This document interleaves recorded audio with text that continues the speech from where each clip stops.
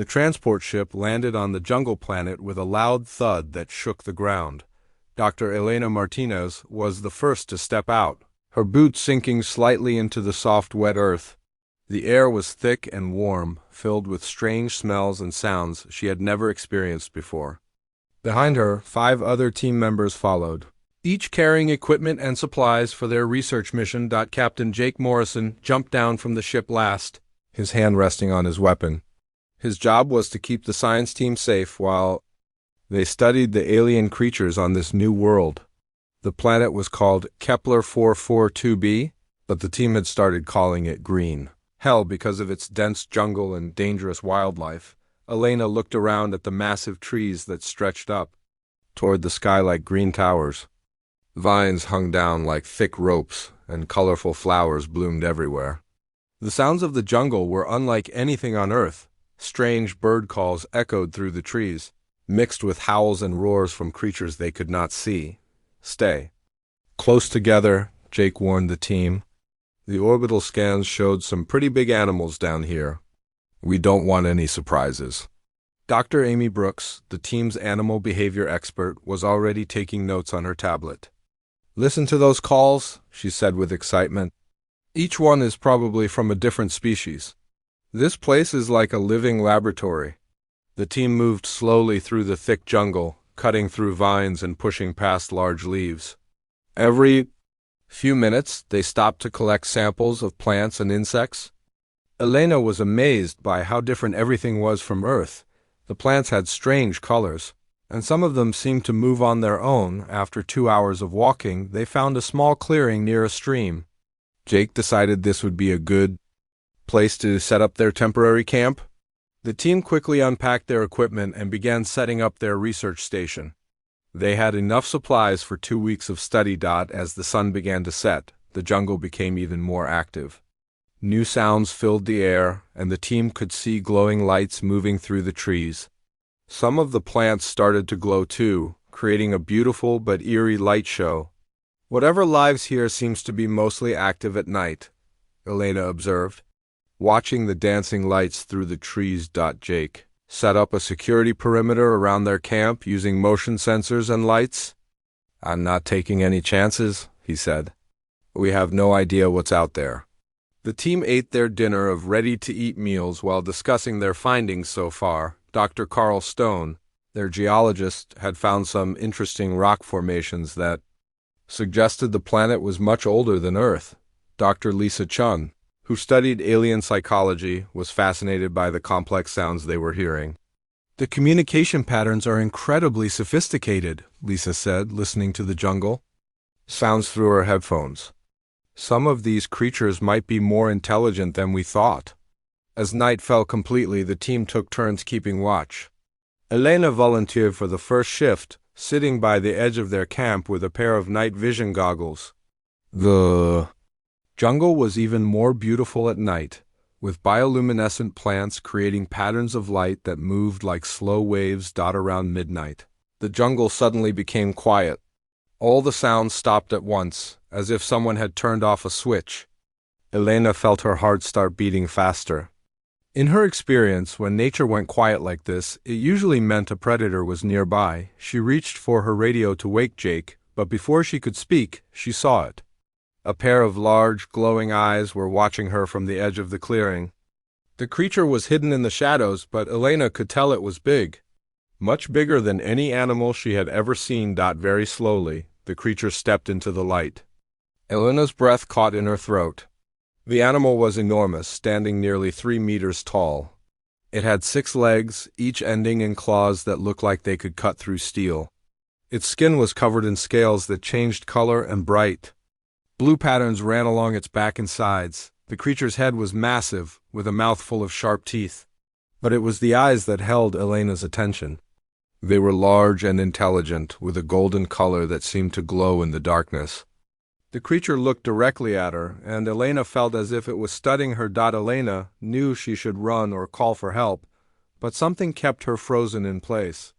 The creature was clearly a predator, built for hunting and killing. It could easily tear her apart in seconds.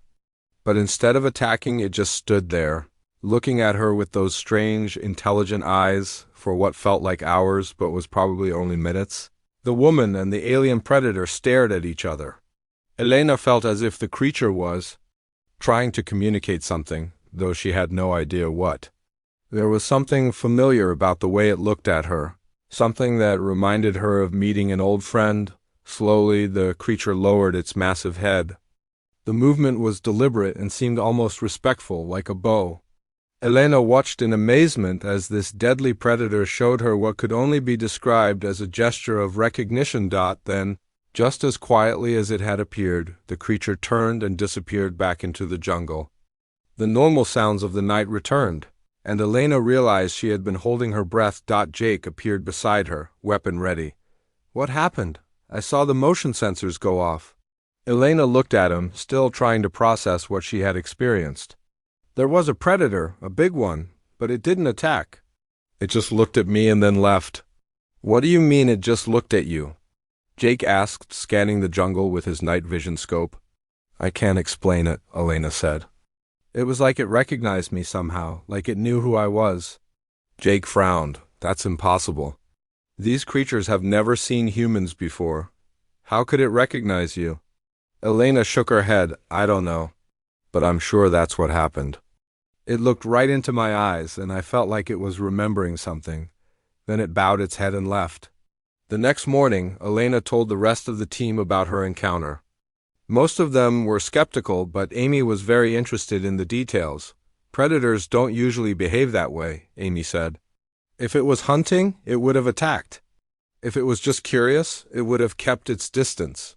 The behavior you describe is very unusual." Over the next few days, the team encountered more of the planet's predators.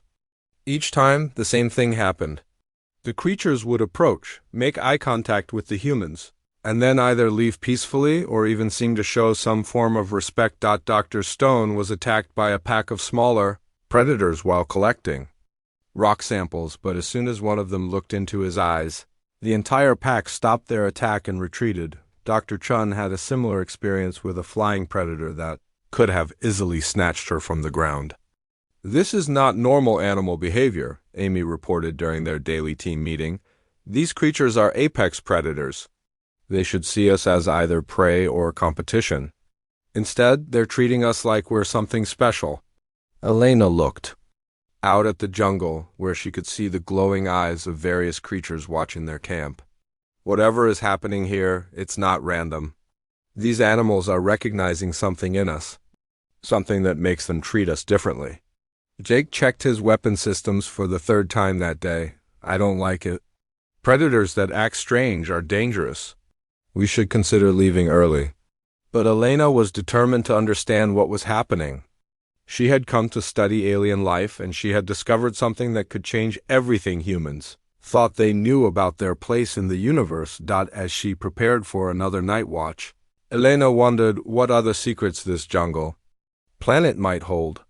The answers were out there, waiting in the glowing eyes of creatures that seemed to know something about humanity that humans themselves had forgotten. Dr. Elena Martinez sat in her office on the space station, staring at the reports that kept coming in from across the galaxy. 3 weeks had passed since her team returned from Kepler 442b, and the story of their strange encounters with alien predators had spread through the scientific community like wildfire. The first report came from the desert world of Arid Prime. Ben Parker, a colony engineer, had sent a message that made Elena's heart race with excitement. He described an encounter with massive sand serpents that had terrorized previous survey teams for months. These creatures were 40 feet long and could burrow through solid rock, making them nearly impossible to avoid or fight. But when the first human colonists arrived, something changed. Ben wrote that he had been working alone on a water extraction unit when one of the serpents emerged from the sand just 10 feet away from him. The creature was enormous, with scales that reflected the desert sun like mirrors and eyes the size of dinner plates. "I thought I was dead," Ben had written. "This thing could have swallowed me whole, but it just looked at me for the longest time. Then it made this sound, almost like a purr, and went back underground. Since then, none of the serpents have attacked any of our people. They still hunt the local animals, but they avoid us completely." Elena printed out Ben's report and added it to her growing collection. The next report came from the ice planet Frozen Lake, where colonist Mary Johnson had encountered what she called ice bears. These creatures were twice the size of Earth's polar bears and had been known to attack and destroy entire research stations. Mary's encounter happened during a blizzard when she became separated from her team. She found shelter in a cave, only to discover she was sharing it with a family of ice bears. The adult male, a massive creature with white fur and blue eyes, had approached her slowly. Instead of attacking, it had touched her face gently with its huge paw, then moved its family to the back of the cave, giving her the warmest spot near the entrance. "I spent the whole night with them," Mary wrote. "The big male kept watch while I slept. When the storm ended, he walked me halfway back to the base. I felt like I was being escorted by a bodyguard." Dr. Lisa Chun, a comparative xenopsychologist, had been collecting these reports from Elena and decided to start her own investigation. She put out a call to all human colonies, asking for any stories about unusual predator behavior. The response was overwhelming. From the forest world of Green Valley, colonist Rick Davis reported that the local Wolfpacks had started following human patrol groups, not to hunt them but to protect them from other predators. The wolves would howl warnings when dangerous creatures approached, and would sometimes bring food to human camps. On the mountain planet High Peak, miner Sarah Wilson described how the giant eagle-like creatures called sky hunters had changed their behavior after humans arrived. These birds had wingspans of 20 feet and were known to snatch large animals from the ground, but they had never attacked a human. Instead, they seemed to guide lost hikers back to safety. The most amazing report came from the ocean world Blue Deep. Diver Tony Mitchell had encountered what he called sea dragons, massive, intelligent creatures that lived in the deepest parts of the ocean. These beings had 4 arms, could change color like octopuses, and were known to sink boats that entered their territory. But when Tony went down to study the ocean floor, the sea dragons approached him peacefully. One of them, a creature at least 50 feet long, had gently touched his diving helmet with one of its arms. From that day forward, the sea dragons began bringing interesting objects to the human underwater base: strange shells, rare minerals, and even artifacts from ancient civilizations. Lisa spent weeks organizing all the reports and looking for patterns. She created charts showing the different types of predators, their homeworlds, and their behaviors toward humans. What she found was remarkable and scientifically impossible. Every apex predator that humans had encountered showed the same basic response. First, they would make direct eye contact with humans. Then they would pause, as if they were remembering something. Finally, they would either retreat peacefully or display protective behavior toward the humans. These creatures came from worlds that were hundreds of light years apart. They had evolved separately for millions of years. They had no shared ancestors, no common evolutionary history, and no previous contact with humans or Earth life. Yet they all behaved the same way when they met humans. Lisa called Elena and asked her to come to the research station on Midway Colony. When Elena arrived, she found Lisa surrounded by charts, graphs, and computer screens showing data from dozens of worlds. "Look at this," Lisa said, pointing to a large screen. "I've analyzed reports from 47 different worlds. Every single apex predator species shows the same behavior pattern. This isn't coincidence, Elena. This is something much bigger." Elena studied the data carefully. "But how is this possible? These creatures have no connection to each other. They've never seen humans before? How can they all recognize something in us?" Lisa shook her head. "That's what I'm trying to figure out. It's like they have some kind of genetic memory, something that tells them humans are special. But that would mean there was some kind of contact in the past, maybe millions of years ago." The two scientists spent the next few days going through every report in detail. They noticed other patterns too. The predators didn't just recognize humans, they seemed to respect them. In many cases, they acted almost like they were serving humans or protecting them. On the mining world Rock Bottom, The underground creatures called tunnel worms had started clearing pathways for human miners. These worms were 20 feet long and could eat through solid stone, making them extremely dangerous. But they had begun creating smooth tunnels that led directly to the richest mineral deposits, making the miners' jobs much easier. The flying predators on Windworld had started patrolling the skies around human settlements, keeping away the smaller, but more numerous sky pirates that had been attacking the colonists. These creatures, called storm riders, had wingspans of 30 feet and could control the weather around them. Elena and Lisa realized they were looking at something that would change everything humans thought they knew about their place in the universe, but they needed more proof before they could present their findings to the scientific community. They decided to organize a formal expedition to test their theories. They would visit the most dangerous world in known space, a planet called Nightmare, where every species had evolved into an apex predator. Previous attempts to land on Nightmare had ended in disaster, with entire survey teams disappearing within hours. If our theory is correct, Elena said, then humans should be safe on Nightmare. The predators there should recognize us just like the ones on other worlds. Lisa nodded, though she looked nervous. And if we're wrong, we'll become the first humans to be eaten by creatures from 40 different evolutionary lines all at once. They began planning the expedition, knowing that it would either prove their theory or cost them their lives. But they also knew that the answers they were looking for might be the key to understanding humanity's true destiny among the stars. As Elena prepared for what might be the most dangerous mission of her career, she thought about the golden eyes of the creature on Kepler 442b. There had been something ancient in that gaze, something that spoke of knowledge and memory that went back further than human civilization itself. Whatever secret these alien predators were keeping, Elena was determined to uncover it. The fate of human expansion into the galaxy might depend on understanding why creatures that had never seen humans before treated them like long-lost friends. Dr. Carl Stone brushed the dust away from the ancient stone tablet with his small brush, being very careful not to damage the carved symbols.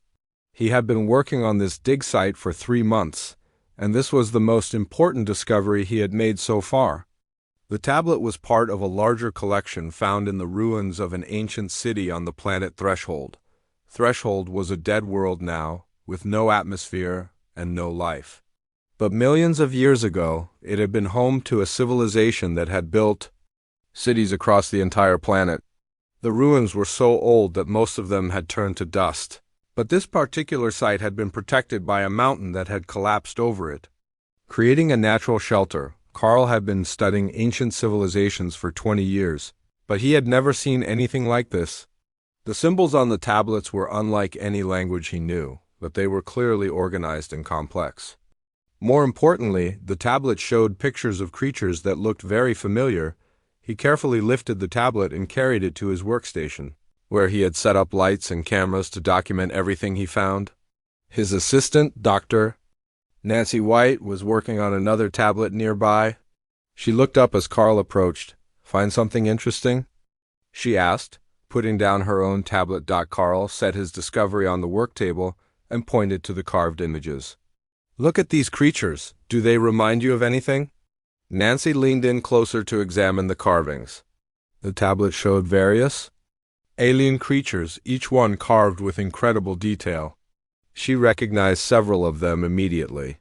These look like the predators from the colony reports. This one looks like the sand serpents from Arid Prime, and this one could be the ice bears from Frozen Lake. Carl nodded excitedly. "That's exactly what I thought. But look at this." He pointed to another section of the tablet that showed a different type of creature. These beings were standing upright on 2 legs, and they appeared to be using tools. They had the same basic body shape as humans, though the details were hard to make out in the ancient carving. "These look almost human," Nancy said, studying the figures carefully. "But that's impossible. This civilization existed millions of years before humans ever left Earth." Carl had been thinking the same thing. He had found 17 tablets so far, and all of them showed the same pattern. The upright figures appeared alongside the various predator species. And in every carving, the predators seemed to be showing respect to the humanoid figures. Over the next week, Carl and Nancy worked day and night to translate the symbols on the tablets. They used computer programs to analyze the language patterns and compare them to other ancient languages they knew. Slowly, they began to understand what the tablets were telling them. The tablets told the story of a race called the predecessors. According to the carvings, the predecessors had been the rulers of the galaxy millions of years ago. They had not been the largest or strongest species, but they had been the most intelligent and the most determined to survive. The predecessors had traveled from world to world, spreading life and guiding the evolution of creatures on thousands of planets. They had been what the tablets called the first hunters, not because they were the biggest predators, but because they were the smartest and most adaptable. Carl translated one passage that made his hands shake with excitement.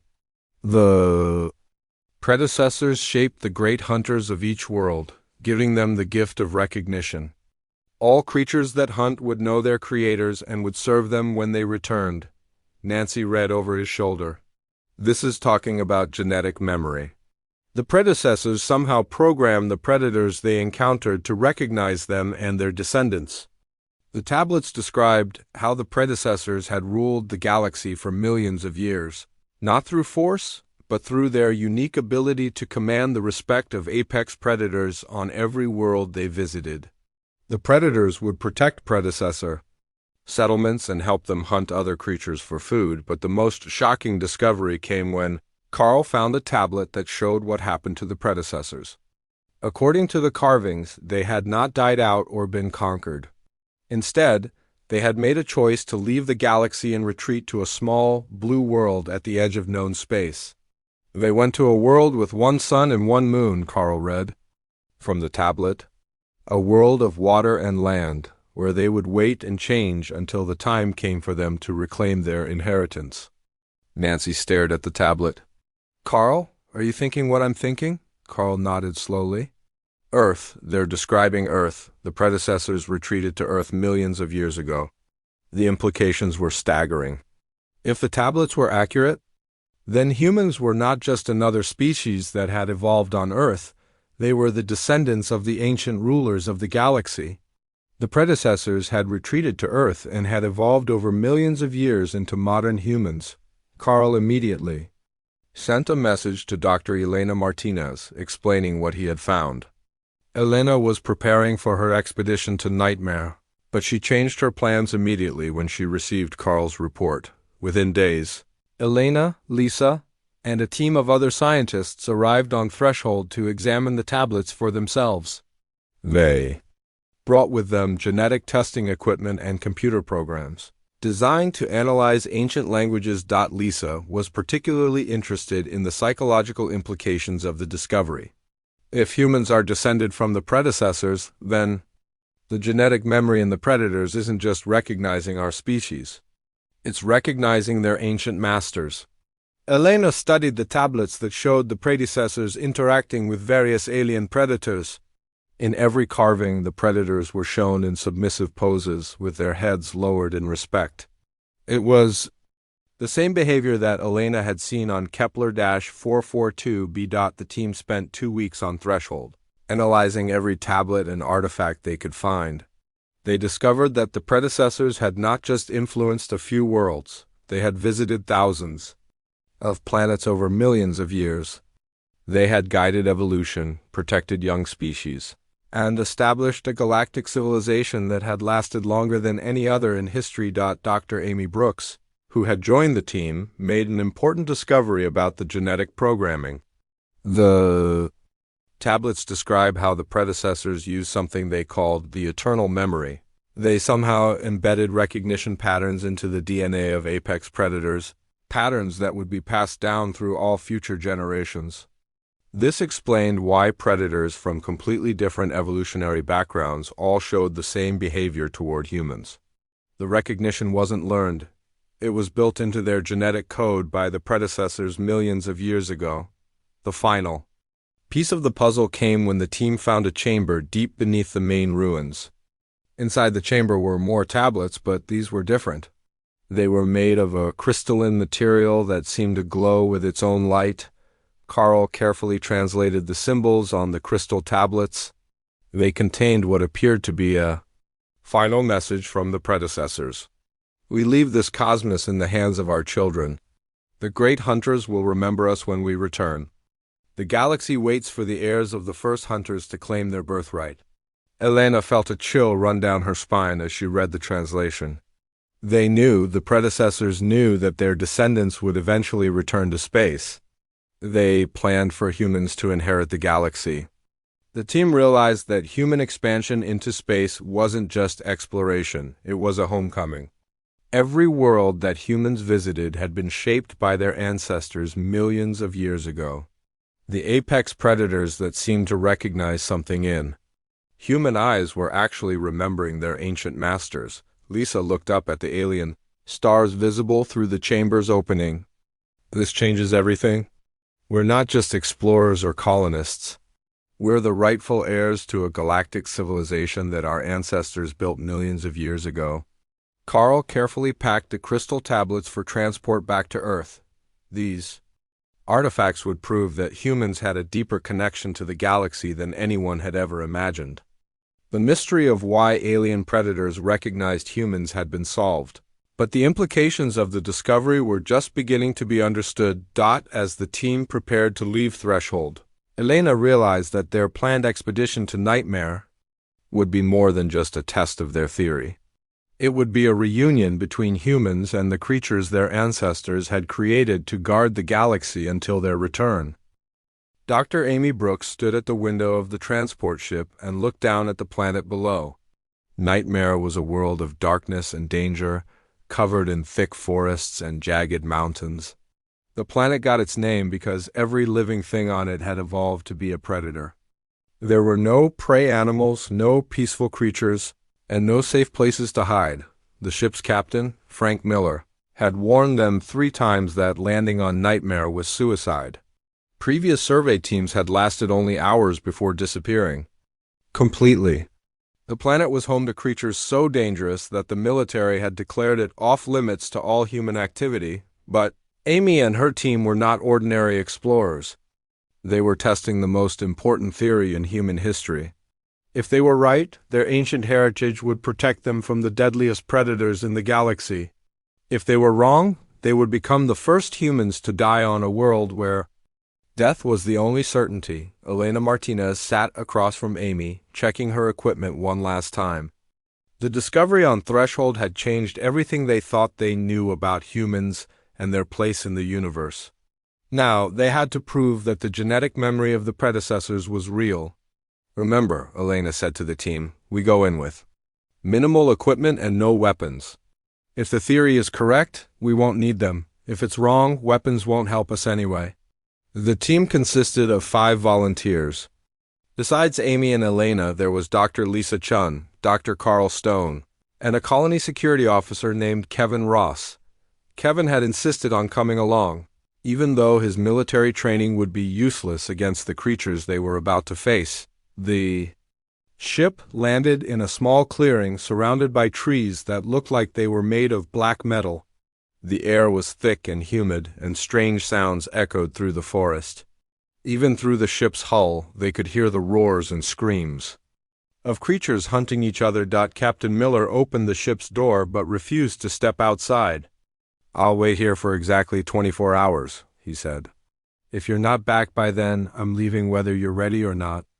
Amy stepped out first, followed by the rest of the team. The ground was covered with bones from creatures that had been eaten by other predators. The smell of decay filled the air, and the temperature was uncomfortably hot. Within minutes of landing, they heard their first hunter approaching. The sound was like a freight train mixed with a lion's roar. Trees crashed to the ground as something huge moved through the forest toward them. Stay calm, Elena whispered. Remember what we learned from the tablets? The predecessors faced creatures like this for millions of years. The creature that emerged from the forest was unlike anything they had ever seen. It stood 15 feet tall and had the body of a bear mixed with a spider. It had 8 legs, each ending in claws that could cut. through steel. Its head was massive, with 3 rows of teeth and 6 eyes that glowed red in the darkness. Amy felt her heart pounding as the creature approached. Every instinct told her to run, but she forced herself to stand still. The creature stopped just 10 feet away and stared at her with all 6 eyes. For what felt like hours, woman and monster looked at each other. Amy could see intelligence in those red eyes along with something else. It was the same recognition that Elena had described from her encounter on Kepler 442b. Slowly, the massive creature lowered its head until it was almost touching the ground. The gesture was unmistakable. It was bowing to her. Amy reached out her hand, and the creature allowed her to touch its forehead.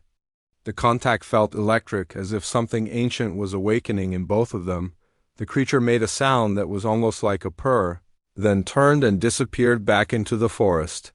Amy looked at her teammates, who were staring at her in amazement. It worked, Lisa whispered.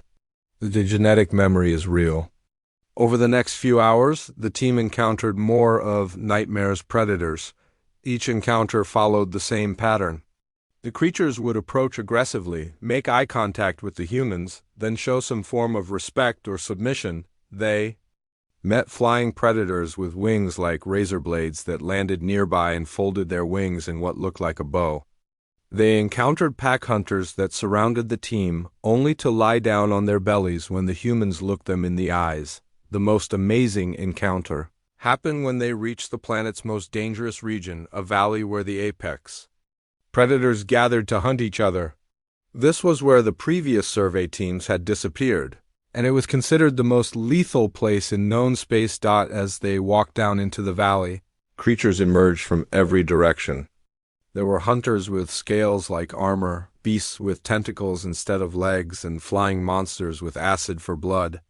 Any one of these creatures could have killed the entire team in seconds, but instead of attacking, they all stopped and stared at the humans. One by one, they began to show submission. Some lowered their heads, others lay down on the ground, and a few even brought offerings, pieces of rare minerals or unusual plants. Carl was amazed by what he was seeing. It's like they're welcoming us home, he said. These creatures haven't seen humans before, but they're acting like we're their long-lost masters. The ultimate test came when they reached the center of the valley. There, sleeping in a cave, was the planet's supreme predator, a creature that the survey reports had called the Deathbringer. It was the size of a small building with the intelligence of a dolphin and the hunting instincts of a shark. The Deathbringer had never been defeated in battle. It had destroyed entire ecosystems and had eaten every previous survey team that had entered its territory. The creature was considered so dangerous that some scientists believed it was not natural, but had been created as a weapon. Amy approached the cave slowly, with her team following behind her. The Deathbringer sensed their presence and emerged from its resting place. The creature was even more terrifying than the reports had described. It had skin like black metal, claws that could crush rock, and eyes that seemed to contain ancient wisdom. The creature studied Amy with those ancient eyes, and she felt a connection that went deeper than anything she had experienced before. This was not just recognition, it was remembrance. The Deathbringer remembered the predecessors, and it recognized Amy as one of their heirs. Very slowly, the massive creature lowered itself to the ground in a gesture of complete submission. It rolled onto its back, exposing its vulnerable belly, to show that it trusted the humans completely. Then it made a sound that was almost like singing, a deep, musical note that seemed to come from the very core of its being. Other predators throughout the valley began to make similar sounds, creating a chorus that echoed off the mountains. Amy realized that this was not just submission, it was celebration. The creatures were celebrating the return of their ancient masters. Kevin, the security officer, was recording everything on his camera. "This is unbelievable," he said. "The most dangerous creatures in the galaxy are treating us like we're their gods." Elena knelt down and touched the Deathbringer's massive head. The creature's skin was warm, and she could feel its heartbeat through her hand. "Not gods," she said. "Family, we're all part of the same ancient legacy." The team spent the rest of the day in the valley, surrounded by creatures that had never shown mercy to any living thing. But with the humans, they were gentle and protective. They brought food, cleared pathways, and even seemed to be competing for the privilege of serving their human visitors. When it was time to leave, the predators escorted them back to their ship. The Deathbringer walked alongside Amy, making sure she was safe. At the ship, all the creatures gathered to watch the humans depart. As the ship lifted off, Amy looked down at the assembled predators. They had not just survived Nightmare, they had been welcomed as the rightful heirs to a legacy that stretched back millions of years. The genetic memory embedded in these creatures by the predecessors was not just recognition. It was loyalty that had survived across the ages. The test was complete, and the results were beyond anything they had hoped for. Humans were not just another species exploring the galaxy. They were the descendants of its ancient rulers, and every predator in the cosmos was programmed to remember and serve them. The news of the successful mission to Nightmare spread across human space faster than light itself. Within weeks, every human colony, research station, and military outpost had heard the incredible story. Dr. Elena Martinez found herself at the center of a scientific revolution that would change humanity's future forever. Colonel Steve Murphy, commander of the Galactic Defense Initiative, was one of the first to understand what the discovery meant for human expansion. He had been planning defensive strategies for new colonies, but now he realized that humans might not need traditional defenses at all. Steve arrived at the research station on Midway Colony to meet with Elena and her team. He had read all their reports, but he needed to hear the full story directly from the people who had lived it. "Let me make sure I understand this correctly," Steve said, sitting across from Elena in the station's conference room. "You're telling me that apex predators across the galaxy are programmed to protect humans?" Elena nodded. "Not just protect us, Colonel. They serve us. The genetic memory implanted by the predecessors goes deeper than simple recognition. These creatures see humans as their rightful masters." Lisa Chun pulled up a holographic display showing data from dozens of human colonies. "We've been tracking the changes since word got out about our discovery. Look at these reports." The display showed colony after colony reporting the same phenomenon. On worlds where humans had struggled to survive against dangerous predators, the situation had completely reversed overnight. The predators had become protectors and helpers. On the mining world Rocky Point, the tunnel worms had started working alongside human miners. These creatures, which could eat through solid rock, were now clearing mining shafts and leading humans to the richest mineral deposits. The mining operations' productivity had increased by 400% in just 2 weeks. The Ice World. Frozen Lake reported that the ice bears had begun patrolling human settlements, keeping away smaller predators and even helping to hunt food for the colonists. The bears seemed to understand exactly what the humans needed and worked tirelessly to provide it. Most amazing of all were the reports from the ocean. World Blue Deep, the sea dragons had started building structures for the human underwater research stations.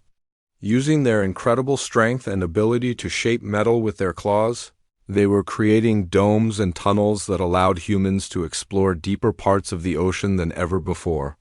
"This is changing everything," Steve said, studying the reports. "We've been planning our expansion based on the assumption that we'd have to fight for every world we wanted to colonize. But if the predators are going to help us instead of hunt us..." Amy Brooks, who had just returned from another expedition, interrupted his thought. "It's not just that they're helping us, Colonel. They're competing to serve us. On some worlds, different predator species are working together for the first time in their evolutionary history, all because they want to prove their loyalty to humans." The implications were staggering. Worlds that had been considered too dangerous for human settlement were suddenly opening up for colonization. The galaxy was becoming humanity's playground, with apex predators serving as willing guardians and workers. But the biggest discovery was still to come.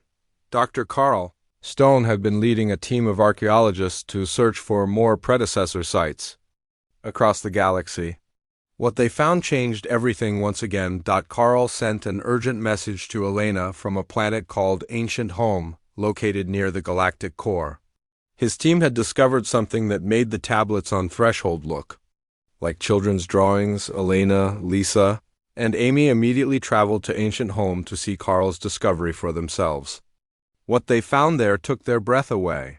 The planet contained the ruins of a massive city that stretched across an entire continent. The buildings were made of materials that seemed to shift and change color in the light, and the architecture was unlike anything humans had ever seen. But most importantly, the city was filled with quantum crystals, thousands of them, each one containing information about the predecessors. Carl led them to the center of the city, where an enormous crystal structure rose into the sky like a tower.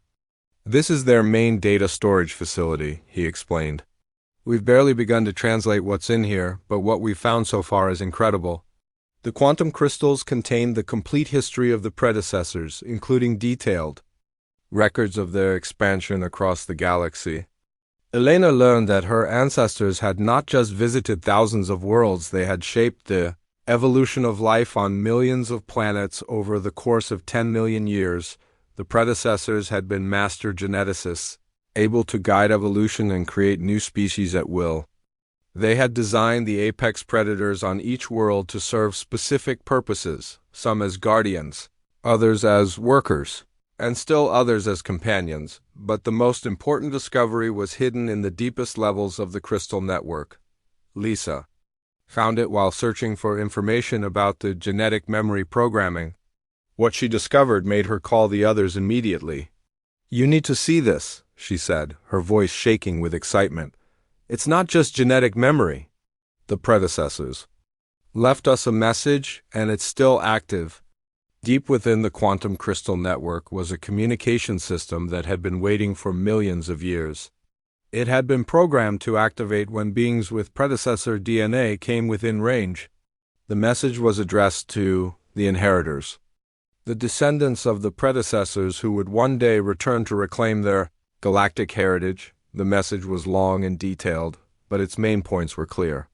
The predecessors had not left the galaxy because they were defeated or dying. They had left because they wanted their descendants to have the chance to build their own civilization from scratch. "We could have remained and ruled forever," the message said. "But we chose to give our children the gift of discovery. Let them find their own way to the stars. Let them earn their inheritance through courage and curiosity." The predecessors had retreated to Earth, knowing that their descendants would eventually develop space travel and begin exploring the galaxy. They had programmed the apex predators to recognize and serve these descendants, but they had also left instructions for humanity's true inheritance. Hidden throughout the galaxy were predecessor facilities, cities, factories, and research stations that had been waiting for millions of years for humans to claim them. The quantum crystals contained the locations of thousands of these sites. Along with the access codes needed to activate them, Elena realized that humanity had not just inherited the loyalty of galactic predators. They had inherited an entire technological civilization that spanned the galaxy. The predecessors had left them cities full of advanced technology, manufacturing facilities that could create wonders beyond human imagination, and research databases containing the scientific knowledge of millions of years. Amy discovered that the inheritance included something even more valuable: detailed maps of the galaxy showing the location of every habitable world, every resource-rich system, and every dangerous region to avoid. The predecessors had explored and cataloged the entire galaxy, and now that information belonged to humanity. Over the following months, human expeditions began visiting predecessor facilities across the galaxy. Each site they activated revealed new wonders. They found cities that maintained themselves, factories that could create any material or device from basic elements, and libraries containing knowledge that would advance human science by thousands of years. The apex predators on each world served as guides and protectors for these expeditions. They seemed to understand that humans were reclaiming their ancestral inheritance, and they worked tirelessly to help with the process. Steve Murphy, now promoted to Supreme Commander of Human Space Forces, stood on the command deck of Humanity's new flagship, a vessel built using predecessor technology. Through the view screen, he could see a dozen worlds where human colonies were thriving under the protection of alien predators. Elena joined him at the view screen, looking out at the stars that had once seemed so distant and dangerous. Now they looked like home. The predecessors were right, Elena said. We did have to earn this inheritance. We had to develop space travel on our own, explore the galaxy with our own courage, and prove that we were worthy of what they left us. Steve nodded, watching as a group of space dragons, massive creatures that lived in the vacuum between stars, escorted a human transport ship to its destination. And now that we've proven ourselves, the galaxy is ours. The age of human expansion had truly begun, but it was not expansion as conquerors or explorers. It was expansion as the rightful heirs to a galactic inheritance that had been waiting for them for millions of years. Every world they visited welcomed them home, and every creature they met remembered the ancient bond between humanity and the cosmos itself.